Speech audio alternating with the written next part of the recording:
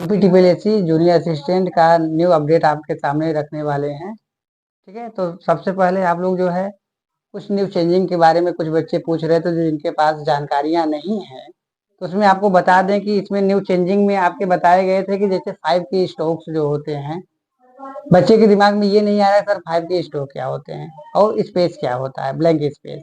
तो blank space और 5 के स्ट्रोक्स में ये अंतर होता है, जब आप किसी भी बटन को 5 बार क्लिक करते हैं तो 5 की स्ट्रोक होता है, जो लगभग वैकेंसियों में एग्जाम के टाइपिंग में मांगता है। लेकिन आपका स्पेस, ब्लैंक स्पेस क्या होता है? ब्लैंक स्पेस जैसे कोई वर्ड लिखा, जैसे आपने आई लिख के वर्ड को स्पेस मार दिया तब भी वो एक वर्ड हो गया। कम्युनिकेशन लिख के आपने स्पेस मार दिया फिर भी एक वर्ड हुआ। एजुकेशन लिख के आपने एक स्पेस मार दिया फिर भी एक वर्ड हुआ। यानी कि कितनी बार आप स्पेस का यूज करेंगे वो कमेंट वो कहता है आपका कि आपका ब्लैंक स्पेस है। और एक होता है 5 की स्ट्रोक। 5 की स्ट्रोक में जब तक आपने आई मार के आपने स्पेस मार दिया तो वो एक वर्ड नहीं काउंट होता है। वो तब तक नहीं होगा जब तक कि आपने 5 की को प्रेस नहीं किया। जब आपने 5 की को प्रेस कर लिया तो वो 5 की स्ट्रोक होते हैं।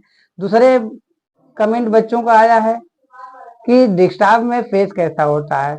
तो डेस्कटॉप का फेस जो वहां पे आ रहा है इस समय, वो वर्ड जो है डेस्कटॉप के दोनों वर्ड सेम टू सेम आ रहे हैं। यानी जो डेस्कटॉप पे लिखने वाला है जो लिख रहा है, दोनों का स्क्रीन वैसे ही है, स्क्रॉल करने की जरूरत नहीं होती है। वो हाईलाइट करेगा। बताया गया कि डबल स्पेस बताया गया है कि 2 स्पेस के बाद आप तीसरा स्पेस पे बैक नहीं कर सकते हैं। जो नए अपडेट में, पहले क्या होता था कि एक स्पेस के बाद आप डबल कितना जितना चाहे उतना आप बैक कर सकते थे। लेकिन अभी क्या आया है कि अभी जितने भी स्पेस आए हैं वहां तो उसमें क्या है कि 2 स्पेस के बाद आप स्पेस नहीं कर पाएंगे। स्पेस उसका जो है आप टाइपिंग वाला से आप ले सकते हैं या टाइपिंग ट्यूटर से ले सकते हैं, सेम टू सेम वैसे ही मैच करते हैं, उससे कोई दिक्कत नहीं है।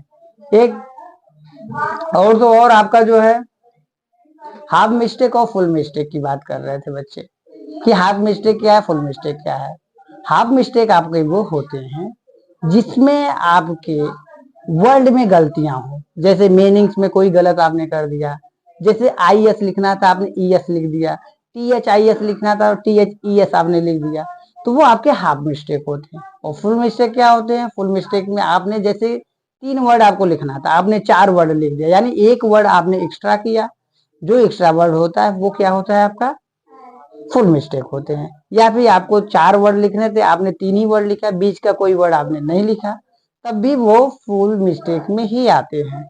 एक और क्वेश्चन था बच्चों का, कीबोर्ड कैसा आता है। कीबोर्ड के लिए बता दिया गया था कीबोर्ड बिल्कुल सपाट आ रहा है। कुछ जगहों पे जो है कुछ लैब में कीबोर्ड उभरे भी आ रहे हैं, तो वो लैब की बात है। तो समस्या यही है कि बच्चों की गलतियां इस वजह से हो रही हैं कि वो हेजिटेशन की वजह से, जो डर रहे हैं इसकी वजह से गलतियां हो रही हैं। तो आपका मेन मुद्दा यही होना चाहिए कि डरना नहीं है, आपको जाना है एग्जाम पर भरपूर करके आना है। जैसे वेरिफिकेशन करने के बाद आप अपने आप को रिलैक्स करिए, उसके बाद टाइपिंग स्टार्ट कर दीजिए। और इसके बाद कोई भी